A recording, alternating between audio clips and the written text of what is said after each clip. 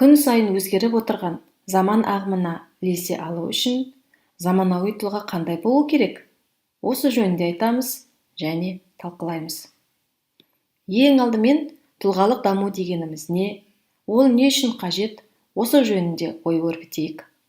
Тұлғалық даму дегеніміз көзі ашық, көкірегі ояу адамның заман ағымына сай құндылықтары мен дағдыларының, бәсекеге қабілетті қасиеттерінің болуы, өзге адамдардан бағасы мен дәрежесі жоғары тұру үшін, өзі қалаған арман мақсаттарға қол жеткізу үшін, жақсы нәтижеге жету үшін, өзін ортадан сенімді ұстау үшін аса қажет.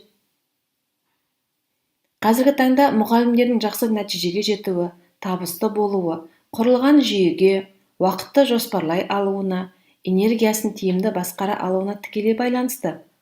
Бұл дегеніміз тиімсіз, жағымсыз, қажет емес ақпарат, жаман дағды, әдеттерден, қорқыныштан, күмәнді ойлардан арылу деген сөз.